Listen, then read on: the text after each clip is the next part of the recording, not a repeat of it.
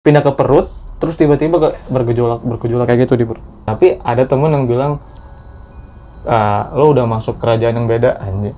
Paling yang kalau pas merantau di Jakarta tadi, itu yang orang-orang bilang, orang-orang tua tadi bilang, kamu ada yang ngikutin, kamu ada yang jagain, kayak gitu. Saya nggak tahu gimana prosesnya, tapi katanya keluarlah itu kayak rambut, terus paku-pakuan, terus kayak apa sih?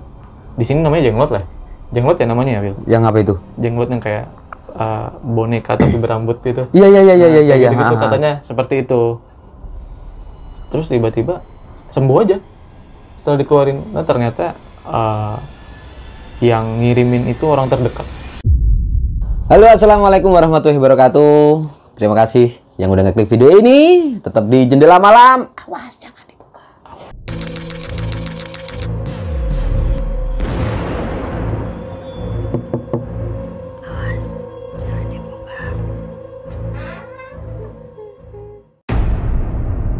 Seperti masih lemes banget sih. Iya, lemes. Tadi aku tuh habis narasumber yang sebelumnya itu ada sedikit chaos sedikit lah. Tapi apa ya? Susah aku nyeritainnya, kaku kalau mau nyeritain. Ada gangguan? Nggak tahu dah apa tadi, tapi alhamdulillah di sini juga ada salah satu orang yang bisa ngebantuin, yang paham. Yang paham. Kenapa aku bikin podcast ini ya, karena emang ada salah satu teman orang tua yang spiritual yang mampu untuk hal-hal begituan. Gitu. Agak berat tapi udah lumayan enteng sih daripada 3 jam yang lalu. 3 jam yang lalu kenapa tuh? Antara lu tonton lah episode oke deh. apa Ragib ya, Bil ya? Ragib ya namanya ya tadi ya. Oke. Bro. Aku tuh sempet denger dari ini sih, dari Sabil yang timku itu. Yang menengahi katanya kamu itu di email ngirim ceritanya apa sih, kena santet atau apa sih? Kesurupan apa sih, nggak tahu gua. Saya juga kurang ngerti itu namanya kesurupan atau apa, karena itu pertama kalinya saya ngalamin. Oke, lanjut coba. Karena saya berawal dari orang yang nggak percaya sama mistis. Saya nggak percaya sama hal-hal seperti itu. Sampai sekarang sih, sampai kejadian itu. Kayak gitu. Gimana kejadiannya coba? Ceritain. Jadi dulu kita ada kegiatan di Malang, di Kota Batu. Ya Jawa Timur, tempat gua. Dekat Gunung Arjuna atau dekat daerah sana. Gunung Arjuna. Ya kalau nggak salah namanya Gunung Arjuna deh. Saya lupa namanya. Emang ada ya Gunung Arjuna ya? Ada Gunung Arjuna. Arjuno. Iya, betul. Gua orang Jawa Timur nggak tahu masalah. Iya, itu bagus banget sih view-nya. Itu perkebunan apa sih, bawang berambang. Kalau Probolinggo, berambang, bawang merah, bawang merah. Gitu. Nah, ada tempat kegiatannya di situ. Saya bantu jadi tukang masak lah di kegiatan itu. Terus kita berangkat ke pasar. Awalnya sih ya aman-aman aja, karena saya ya kegiatan-kegiatan apapun, dimanapun ada kejadian-kejadian yang janggal ya saya berusaha untuk rasional aja gitu. Nggak mengait-ngaitkan dengan hal-hal mistis. Jadi enteng aja. Misalnya di situ tempatnya angker. Oh, angker ya udah, karena saya nggak pernah lihat, jadi ya santai aja. Nah, sampai kita belanja itu udah mulai berasa berat tuh badan saya. Kita pulang dari Pasar Batu buat siap-siap masak, tiba-tiba punggung saya tuh berat gimana ya rasanya? Berat kayak ada yang emang belanja apaan? Belanja kebutuhan buat kegiatan tadi, buat apa kegiatan? Pengajian. Emang dirimu di mana? Ya, ada di satu pesantren gitu. Oh, anak pondokan. Oke. Nah, saya bantuin sih. Oke, siap. Kemudian minta tolong nih saya sama teman saya. Bro, ini punggung gua rasanya berat ya. Tolong geprekin dong, kami namanya geprek. Nah, apa sih? Geprek kretek, cowok. Iya, gitu. Iya, gretek. Geprek. Geprek beda, Bos. Beda ya. Dibukulin. Iya.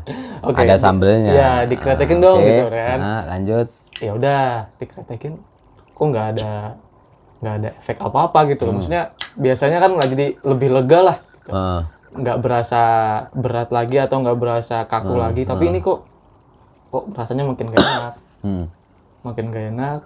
Dia pindah tuh dari punggung naik ke atas ke pundak. Dari pundak balik lagi ke punggung, ke pinggang maksud saya. Nah terus Nggak saya samer udah aja, merasa Cok. udah merasa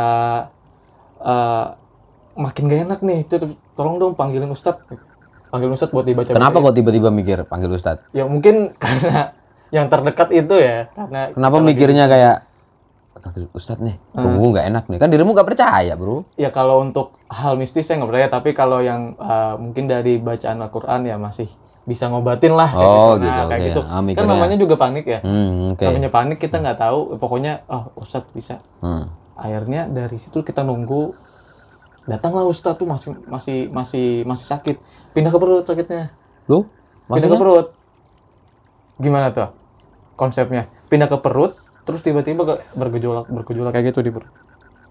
Kayak gimana sih? Bergejolak? Nendang kalau orang hamil tuh nendang bayinya kayak gitu. Oke. Terus. Terus dibacain lah tuh namanya manzil segala macam. Terus ada beliau punya minyak wangi yang udah dibacain, sering dibacain sama beliau, baca ayat-ayat suci Al-Quran kayak gitu. Terus diusapin lah tuh ke perut. Diusapin lah makin bergejolak tuh. Nah, di situ teman-teman pada ikut bacain manzil juga, baca-bacain ayat-ayat suci Al-Quran gitu kan. Buat ya nenangin saya. Saya masih sadar, jadi makanya saya bilang nggak ngerti itu kesurupan atau apa. Tapi tiba-tiba saya ngomong bahasa Sunda gitu. Saya nggak bisa bahasa Sunda. Dirimu asli mana? Kalimantan. Oh. Kalimantan. Terus dirimu waktu itu ngomong bahasa Sunda. Bahasa Sunda kasar gitu. Bahasa Sunda yang dari Banten kayak gitu, bukan Sunda halus gitu. Saya nggak bisa bahasa Sunda. Tiba-tiba aja nyeletuk, tapi masih sadar. Gitu. Nah, terus dibacain, kira-kira itu prosesnya selama setengah jam kita. Proses dibacain sekaligus diusap itu. Akhirnya sama Ustadz ditarik kayak gini, ibaratnya kayak gini ya. Saya contohin, ditarik kayak gini ke tenggorokan. Nah, ketahan tuh dia di tenggorokan. Pokoknya dia nggak mau keluar. Saya nggak tahu itu apa. Saya nggak tahu. Hampir keluar tapi mentok di sana, balik lagi. Dibacain lagi, diulesin, diusapin lagi lah tuh minyak wanginya. Setelah setengah jam itu akhirnya bisa keluar. Gimana sih maksudnya? Di leher kayak gini. Kayak gimana sih? Mau muntah tapi nggak bisa keluar, tapi nggak ada apa-apa. Bukan berupa muntah juga. Bukan berupa isi makanan kita, bukan. Tapi berupa angin. Terus disiapin kayak plastik. Terus saya disuruh buat ngebuang lah itu. Iya, ngebuang lah ibaratnya ya. Sambil dipegangin leher saya. Akhirnya bisa keluar tuh. Diikat, katanya disuruh buang ke sungai. Itu pengalaman pertama saya sih. Yang hal-hal seperti itu. Karena memang saya nggak percaya hal-hal seperti itu. Awalnya gimana kok dirimu nggak percaya? Mungkin kan ada salah satu hal yang wah ini nggak percaya, coba masuk. Mungkin dirimu pas lagi ada kejadian mistis apa terus dirimu kayak mengabaikan, kan bisa kan ada kan. Kayak ada kejadian kayak misalnya ada suara kuntilanak. Ada salah satu cerita tetangga gua lewat di gang gitu di dekat klinik gitu, terus ada kuntilanak, terus diketawain sama kuntilanak itu, terus dia malah ngejek, diketawain juga kayak gitu. Oh, enggak sampai kayak gitu. Terus habis itu pulangnya dia sakit. Ya mungkin dirimu itu pernah sebelumnya tuh ngalamin apa gitu. Oh, kalau itu sih paling dari temen ya. Kayak ada teman katanya dia indigo. Terus cerita-cerita lah tuh, gimana sih lu kalau indigo tuh lihat apaan gitu. Contohnya aja nih ya katanya. Kadang-kadang dia suka nongol gitu dari, nih gue lagi duduk nih santai kayak gini, tiba-tiba dia nongol di tembok kayak gitu, nengok kayak gitu.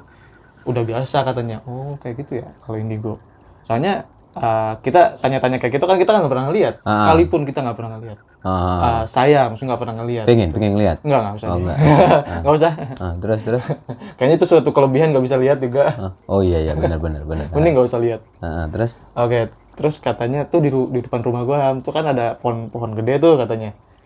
Itu biasanya geng-geng Mbak Kunti suka nongkrong di sana gitu, ngerumpiin cowok. Kan sering kalau cowok lewat kayak gitu naik motor. Nah, dirumpiin sama mereka kayak gitu katanya. sekali lagi saya nggak percaya. Dirumpiin gimana sih? Iya, ngerumpi itu ada cowok ganteng tuh. Kuntilanak ngerumpi. Iya, katanya gitu. Dan saya nggak percaya. Kuntilanak ngerumpi. Iya, ngerumpi cowok-cowok Ngebahas ganteng. cowok ganteng. Maksudnya gimana itu? Iya, itu makanya siapa yang cerita itu? Temen saya. Di Kalimantan. Dan sekali lagi saya ingat itu bercanda aja. Bercanda karena saya nggak pernah lihat. Jadi saya mau percaya pun susah. Gitu. Terus ada lagi dulu saya pernah ke Kota Baru namanya. Di mana itu? Di Kalimantan Selatan. Oh, Kalimantan Selatan. Iya, tahu Kota Baru. Kota Baru. Kota Baru. Ya, itu. Kotanya tuh kota pulau, dia beda pulau sama Kalimantan, tapi masih dari wilayah Kalimantan Selatan. Nah, di situ pulang dari sana juga sempat sakit dan bukan kesurupan tapi ngigo kiamat gitu, ngigo kiamat kayak matahari jatuh kayak gitu. Itu mungkin karena kecapean, tapi ada temen yang bilang, lo udah masuk kerajaan yang beda, anjay banget, kerajaan yang beda, kayak apaan aja ya, kayak gitu. Dan sekali lagi saya nggak percaya gitu, karena saya nggak melihat. Apa yang maksudnya kerajaan yang berbeda itu? Triggernya gimana tuh? Temanmu bisa ngomong kayak gitu, kamu ngejelasin ke temanmu, menceritakannya kayak gimana? Menceritakannya, dianya ya, dianya katanya kan di situ dekat Saranjana. Saranjana ada pada yang tahu nggak sih? Saranjana. Itu kan ada filmnya tuh Saranjana, kemarin sempat viral di TikTok. Iya ada. Kalau apa? Coba jelasin Saranjana. Ya, Saranjana tuh kayak kota gaib gitu. Oke. Kota gaib. Ya, itu urban legend lah yang masyarakat sana tuh pada tahu, oh Saranjana. Tapi nggak bisa dibuktikan kebenarannya gitu. Cuma anak-anak muda kayak zaman saya tahun 2000-an itu pada tahu Saranjana, diceritain Saranjana tuh tahu. Apa yang lu tahu tentang Saranjana? Ya, kota gaib sih yang saya tahu. Kota gaib yang katanya lebih maju dari peradaban sekarang kayak gitu. Oke. Coba ntar gue searching dah. Terus. Iya, coba searching deh gitu. Soalnya saya nggak begitu paham tentang itu, tapi kata teman saya tadi kerajaannya beda, terus energi lo berlawanan kayak gitu, mungkin lo sakit. Dan sekali lagi saya nggak percaya karena mungkin karena saya kecapean aja kali gitu. Mikir lo masih rasional. Masih rasional. Anak pesantren bro. Tapi masuk ini apa jin terus. Jin ya namanya itu ya. Mungkin nggak tahu juga. Nah, terus setelah kejadian itu ya udah kayak pulang rumah ya diinfo saja gitu, nggak ada kejadian aneh karena kita nggak berpikir buat hal-hal mistis kayak gitu. Nah itu sih yang paling berasa ya. Kalau ngelihat secara langsung nggak pernah.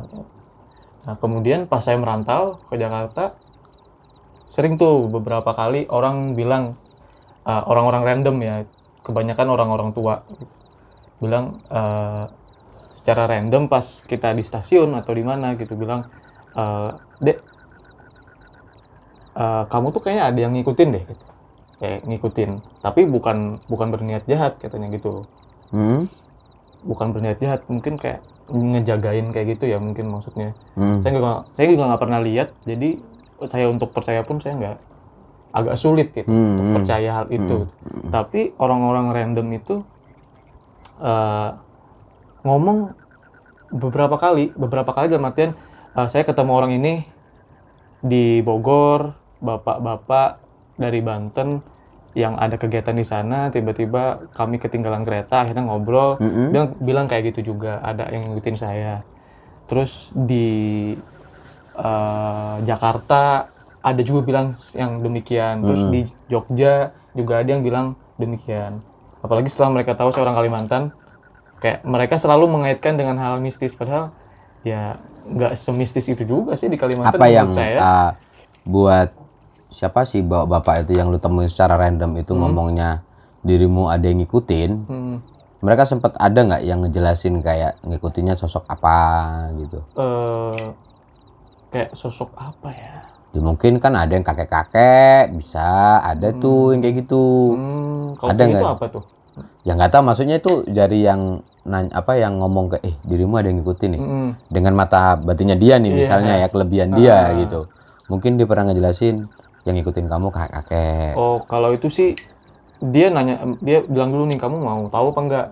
Karena sekali lagi saya nggak percaya, Saya bilang nggak usah deh Pak, nggak usah dijelasin. Toh dia nggak ganggu saya kan. Kalau emang benar dia ada, dia nggak ganggu saya, ya udah nggak usah kayak gitu. Saya nggak mau tahu gitu. Dan itu beberapa orang yang bilang seperti itu. Ada kali 7 kali. Lumayan banyak loh. Maksudnya kan dirimu kan udah pernah ngalamin yang waktu itu sakit, yang perutmu gejolak-gejolak apa itu, terus sampai ada nanya beberapa orang yang ngasih tahu dirimu kalau misalnya ada yang ngikutin, dan sebelumnya juga dirimu cerita apa namanya Saranjana yang kayak gitu mengenai itu. Kok masih nggak percaya? Gimana sih triggernya itu? Ya karena saya nggak lihat secara langsung sih itu. Karena nggak lihat. Mungkin kalau saya sekali lihat mungkin saya akan lebih percaya. Padahal udah ngalamin sakit itu. Iya. Sampai dirimu ngomong bahasa Sunda. Masih nggak percaya juga? Masih nggak percaya karena saya belum lihat. Oke. Boleh nggak ceritain sedikit? Banyak juga nggak apa-apa sih. Iya. Kondisi keluargamu? Kondisi keluarga? Keluarga maksudnya bapakmu tuh orang mana? Ibunya? Orang tua saya asli sana. Asli Kalimantan. Udah nggak ada dua-duanya. Nggak, aslinya asli Kalimantan. Bapak ibu juga Kalimantan. Berarti kakek nenek juga Kalimantan juga. Iya, saya mentok tuh tahunya dari orang tua saya, terus naik ke kakek sama nenek saya. Udah setelah itu saya nggak tahu, karena di Kalimantan nggak ada marga kan. Orang Kalimantan semua? Iya, orang Kalimantan semua. Nggak mengulik sih ya, nggak berusaha untuk nyari tahu. Mentok di kakek aja saya tahu. Nggak gini sih, bukan kadang-kadang sih, aku pun juga selalu meyakini ya, karena yang ngomong tuh orang tuaku, gitu kan. Dengan adanya kita yang sekarang, gitu kan, entah itu sukses, entah itu selamat atau apapun, itu bukan karena kita. Terus kenapa? Karena doa-doa orang lama kita. Oh, doa-doa terdahulu. Doa-doa orang dahulu kita, entah itu dari leluhur atau itu dari kakek, entah dari orang tua sendiri, gitu. Makanya ibuku selalu ngomong, jalanin hal yang benar, gitu. Sampai aku disuruh puasa kadang-kadang, itu terutama sholat disuruh rajin gitu. Kenapa? Itu tujuannya buat doamu itu bakalan pasti sampai, tapi sampainya tuh mungkin buat anak keturunanmu, untuk kedepannya. Jadi aku makanya notif kenapa aku pengen tahu keluargamu itu. Kamu tahunya cuma sebatas itu doang? Iya, sebatas itu doang sih. Orang tua udah nggak ada? Sorry, udah nggak ada dua-duanya. Jadi kamu ikut sendiri sini?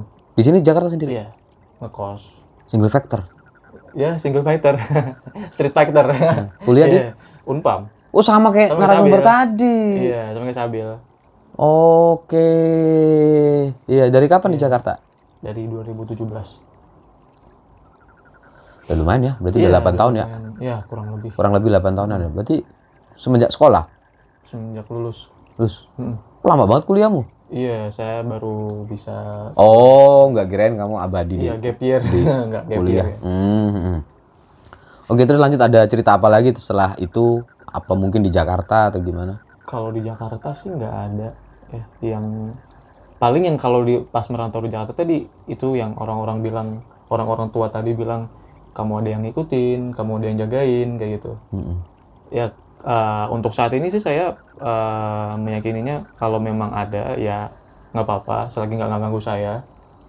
Karena yang diajarin orang tua kan yang menjaga tuh Tuhan gitu kan, Allah. Kayak gitu, kita meminta perlindungan sama beliau lah. Oke, benar itu. Sama Tuhan.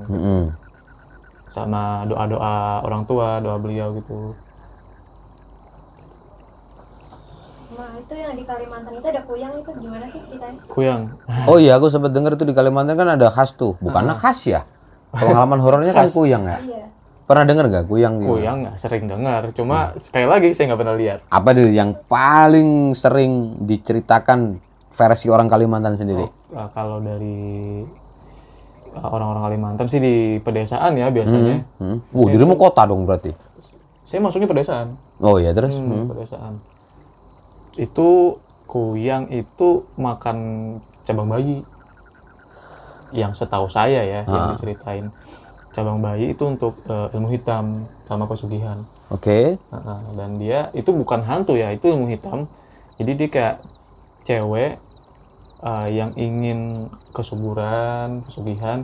Itu dia kesuburan apa? Kesuburan. Apa itu? Apa dia pengen cantik atau seperti apa? Oh, oke. Iya. Nah, itu melakukan ilmu hitam itu dengan memisahkan organ dalam dan kepalanya tuh keluar untuk nyari mangsa lah ibaratnya, nyari mangsa kayak makan cabang bayi, darah kayak gitu. Makanya kalau di Kalimantan tuh kan rumah kami apa ya, rumah panggung. Orang-orang dulu tuh bikin rumah panggung tuh biar nggak ada hewan buas kayak babi hutan atau anjing liar atau apa yang ular yang masuk ke rumah, makanya dibikinlah rumah kami rumah panggung. Nah itu kalau ada orang mau lahiran itu penjagaannya banyak kalau orang zaman dulu. Penjagaannya banyak dijagain karena ada kuyang katanya gitu. Yang saya dengar seperti itu. Tapi sekali lagi saya nggak pernah lihat. Tapi dari cerita desa itu kayak gitu. Tapi sempat ada pernah kejadian nggak? Yang namanya cerita ya ada aja ya. Cerita-cerita dengar-dengar kayak gitu. Cuma ya kalau lihat langsung atau orang yang nangkap langsung saya nggak pernah. Mungkin dari saudaramu mungkin? Nggak tahu, nggak pernah lihat. Karena kuyang itu kan fenomena banget ya, ceritanya tuh fenomena banget tuh kuyang. Sampai di Jakarta pun setiap kali kayak kenalan terus orang Kalimantan, langsung kamu orang Kalimantan ya? Ilmu hitamnya kuat banget ya, padahal ya nggak segitunya sih gitu. Memang mungkin ada di beberapa daerah, tapi ya nggak semua orang Kalimantan seperti itu gitu. Itu stereotip sih ya. Iya stereotip betul. Orang kota memandang orang Kalimantan gitu. Tapi seringnya kayak gitu. Apa sering ilmu hitam kayak gitu, terus kayak pisau yang terbang kayak gitu, kayak sering ditanyain kayak gitu. Saya kadang saya geli juga mau ngejelasin. Gini. Dalam tadi yang sempat dirimu bilang menjelasin kuyang itu kan berarti kan udah melekat dari kecil kali ya. Cerita kuyang kayak gitu di daerahmu kayak gitu. Mungkin kalau dari Kalimantan sendiri itu yang pernah kamu dengar gitu, secara mistis dan ilmu hitamnya seperti apa? Orang Kalimantan sendiri nih menjelaskannya. Ini agak sulit sih ya karena saya bukan ahlinya. Iya, yang pengen denger orang-orang denger. Iya. Apa ya? Yang paling terkenal kan Dayak kan bukan identik sih, banyak orang kekuatan untuk di mistisnya, kekuatan apa ya, gaibnya itu kuat. Iya. Pokoknya jangan macam-macam lah sama orang Kalimantan, kan sering banget denger kayak gitu. Iya kan? Bener kan? Sering banget kayak jangan macam-macam sama orang Kalimantan gitu. Dengan versi orang Kalimantan sendiri itu seperti apa? Kalau untuk saya Kalimantan gimana ya? Saya agak takut sih sebenarnya mau ngomong ini, takutnya saya salah ngomong. Ya mungkin biar ntar kalau misalnya ini kan versi dirimu. Iya. Versi dirimu dengan orang Kalimantan sendiri. Nah, sesuai apa yang kamu tahu? Kalau sesuai yang saya tahu sih ada ilmu hitam buat menghancurkan rumah tangga orang. Apa sih itu dibikin film kan, tahu nggak Bil? Ada sih film apa itu saya lupa namanya. Oke, terus. Nah, terus kayak gitu ilmu hitam buat menghancurkan rumah tangga orang atau buat menyakitin orang kayak gitu. Karena ada temen dan ini sekali katanya dia tuh nggak pernah sakit apa-apa, pamannya. Teman saya punya paman nggak pernah sakit apa-apa, jantung nggak pernah, liver nggak pernah, tapi suatu ketika sakit parah, diperiksa ke dokter nggak kenapa-napa gitu, tapi gejalanya tuh kayak jantung, terus lambung, terus kayak macam-macam lah isinya, komplikasi ya. secara bersamaan kayak gitu, secara bersamaan. Terus kata dia mendatangi orang pinter lah, terus dikeluarin. Saya nggak tahu gimana prosesnya, tapi katanya keluarlah itu kayak rambut, terus paku-pakuan, terus kayak apa sih di sini namanya jenglot ya namanya ya Bil? Yang apa itu? Jenglot yang kayak boneka tapi berambut gitu. Iya. Gitu, katanya seperti itu.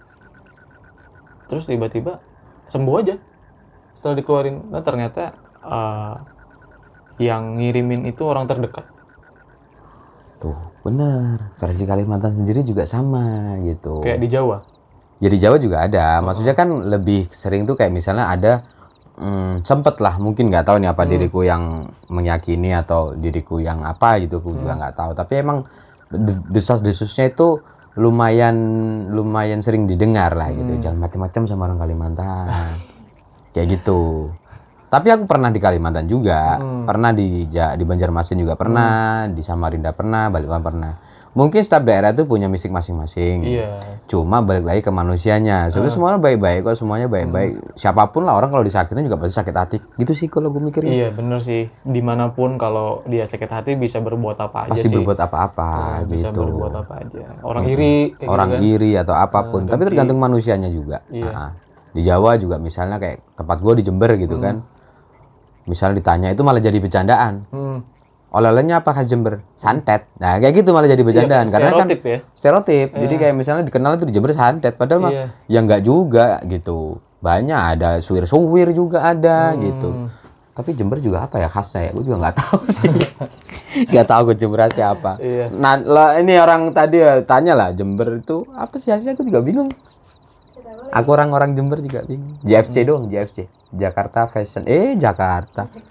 Karnaval itu ya. Karnaval Oh, ya. karnaval, Karnaval itu JFC itu baru yang terkenal. Tapi kan bukan oleh-oleh gitu. Jadi dulu pas masih kecil kita tuh dilarang buat keluar rumah habis maghrib. Duh, langsung kecil. Ini cerita beda lagi dong, Bang. Beda lagi tapi karena kan ini Halimunan itu cerita pas kami kecil. Oke. Itu yang makhluk yang hitam itu besar kayak genderuwo kayak mungkin di sini. Iya, Itu buat mungkin untuk orang tua zaman dulu tuh bilangin anak-anaknya buat jangan keluar malam-malam nanti ditangkap Halimunan kayak gitu. Kayak gitu biar kami nggak keluar malam karena kan banyak hutan di sana, masih banyak hutan. Di Kalimantan ya? Iya sih, emang banyak Dan hutan. Halimunan tinggal di hutan. Kayak gitu. Yang di kampung saya. Mitos-mitos waktu kecil Iya, waktu gitu ya di kecil kayak Kalimantan ya. gitu, Halimunan. Oh, kalau di Jawa ada namanya Wewe Gombel, Bil. Iya. Oh, Wewe kayaknya Gombel. beda sih kalau Halimunan tuh kayak berbulu. Cowok. Iya. Tempat gue cewek, Wewe Gombel. Oh, Wewe Gombel. Nah, mungkin pasangan. Pacarnya nggak tuh? Ada Wewe Gombel dijodohin sama Halimunan. Ngaco Sabil. Anaknya gimana ya? Anaknya jadi kunti. Ya gitulah pokoknya. Bro, thank you bro ya. Thank you lo udah sempat ngirim email padahal teman sendiri nggak taunya Sabil ngapain ngirim email segala tinggal WA mungkin. Tapi sekali lagi terima kasih banget lo udah bisa sharing di sini. Duduk di sini bercerita buat teman-teman Jendela Malam yang udah nyaksikan sampai detik ini. Terima kasih banget. Siapapun yang punya cerita horor, pengalaman horor bisa kirim email di sini nih. Kalau misalnya yang memungkinkan untuk hadirlah. Langsung cerita-cerita sih banyak kok ya. Kemarin juga ada 4 orang tiba-tiba gitu. Oke, gitu. Oke, terima kasih tetap di Jendela Malam.